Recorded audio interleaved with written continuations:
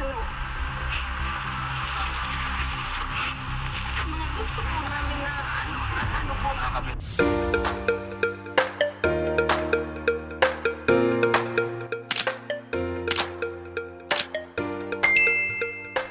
Isang mapagpalang araw po sa ating lahat. Magandang araw at gabi po dyan sa mga silent viewers at solid supporters na kung saan patuloy na kantabay sa aking mga ina-upload na video. So yun po mga kalingap, panibago na naman po tayong pag-uusapan tungkol nga po kung saan ay kumpirmado nga bang fake account ang nag-comment. Nanay Hansel, nagsalita nga po. Tuloy pa nga kaya ang paghaharap sa Torfo in action.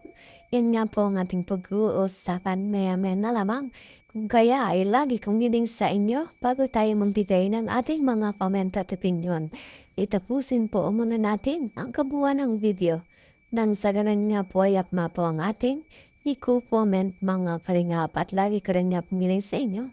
Patuloy nating suportahan itong mag-ama na matubang. Napakaganda nga po yung pinapakita nila sa atin, mga pagbibigay saya at tulong sa ating mga kababayan. Ipatuloy po nating suportahan at i-marathon mga kalingap nang sa ganun nga po ay marami pang silang matulungan. Lalong-lalo na nga po dyan yung mga kapos sa pangangailangan ay malinga po nila. At syempre, wag rin nating kalimutang suportahan ang kanilang may bahay. Walang iba kundi sina Ate Edna Vlogs at Jackie Tapia. Huwag po sana tayong nagsasawang sumuporta, mga kalinga. So yan, balik tayo sa ating pag-uusapan at tatalakayin ngayong araw patungkol na po kung saan ay kumpirmado fake account nga ba o hindi itong nag-comment o nag-viral mga kalingap na Nanay Hansel. Kaya nagsalita nga po. O ayon nga po sa kanyang komento, sinabi nga po dito na aalis nga raw po sila pero sa pag-alis nila mga kalingap, lahat po ng kanilang nalalaman ay bubunyag nila at yung mga maling ginagawa nga po ay isisawalat at mag-uusap daw po sila sa tulpo. Grabe nga po mga katnap. Ano nga po kaya ang mangyayari kung ito nga po ay itutuloy o kung ito naman nga po ay totoong nanay nga ni Beyonce ang nag-comment dito mga kalingap. Kung kaya, Kuya Bal natin ay nais kumpirmahin kung ito nga ba ay fake account o totoong account ng nanay ni Beyonce natin. At siguro nga po ay kailangan lang nilang pag-usapan ang patungkol dito. At syempre, para malaman kung ano nga pa ang nais nitong Family Batalero, kung ano nga pa ang gusto nilang mangyari mga kalingap. Dahil ito nga po ay sinasabi ni Kuya Bal na simpleng problema na ang dadala sa usapan at hindi nga po sa ganitong paraan na kailangan pang isa publiko mga kalingap. Dahil nga po sa desisyon o sa sinabi ni Dr. Lab na Pamilya Batalero ay aalis din sa kalingap. Aalis na yun nga po ay talagang inuulan na ng pangbabash itong pamilya ni Beyonce. Dahil nga po sa dito sa balita na pinangunahan na agad ni Dr. Lab na ay kaya nga po mga kalingap Beyonce natin ngayon ay talagang binabash na at hindi nga po maawat-awat na yung mga viewers na nagsik-comment nga po na hindi maganda tungkol dito. At kung nais man pong umalis nila Beyonce sa kalingap, ay kailangan lang naman nilang kausapin personal itong sila Kalingap Rap at hindi nga po sa ganitong paraan na kung saan ay hindi na kailangan pang ay siwalat pag-awayan at pagkaroonan o pagkukunan ng mga isyo mga kalingap. Dahil nung una pa lamang ang sinasabi ni Kalingap Rod ay wala silang magagawa sa kung ano man ang magiging desisyon ng kanilang beneficiary. Kung aalis man ito ay re-respetuhin nila mga kalingap. So nakikita naman natin na itong kalingap ay tahimik lamang at wala nga po silang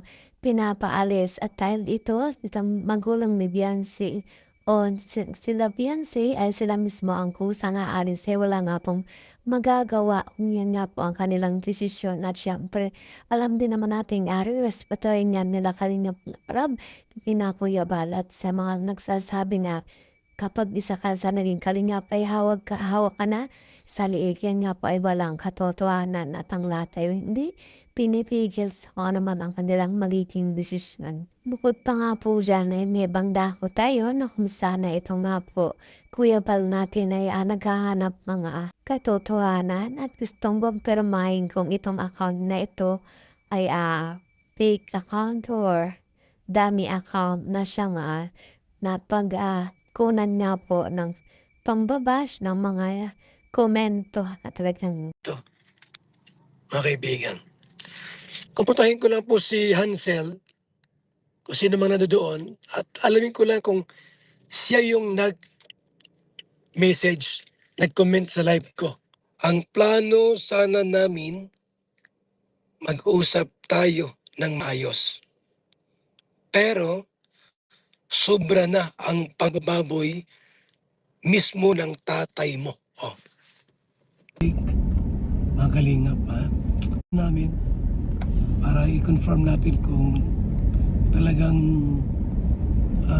legit yung account or fake, mga kalingap So alamin natin kung talagang kay Hansel yung comment o message. Pag wala siya dyan, mabalikan ko ulit. May hapon, bukas, hanggang sa makausap ko, diba? Hanggang sa makausap ni Papa Bal Santos Matuba. So yan nga po, para din malinawan ang lahat na nakaabang, nakasuporta, nakasubaybay. Ang ito nga po, Kuya Bal natin ay gustong kumpirmahin kung totoong account ba ito ni Nanay Hansel na siyang nag-comment dito sa live ni Kalingap o ni Kuya Bal. Kung kaya sa ngayon, patuloy na gustong kumprontahin o makausap ni Kuya Bal itong si Nanay Hansel kung siya nga ba talaga mga kalingap at kung kumpirmado man nga pong ito ay si Nanay Hansel o totoong account ni Nanay Hansel itong nag-comment. Ayun nga po, grabe nga po mga kalingap na talagang tunay nga po nga ito ang nais ni Nanay Hansel kung sakali mang ito ay totoong account. Kalungkot lang po mga kalingap dahil nga po sa ganitong paraan ang gusto nilang mangyari na kung saan magharap-harap sila sa tulpo na talaga namang siya hindi magandang desisyon dahil mga kalingap. Kailangan pa rin naman natin isipin kung ano yung mga naitulong ng kalingap sa kanila.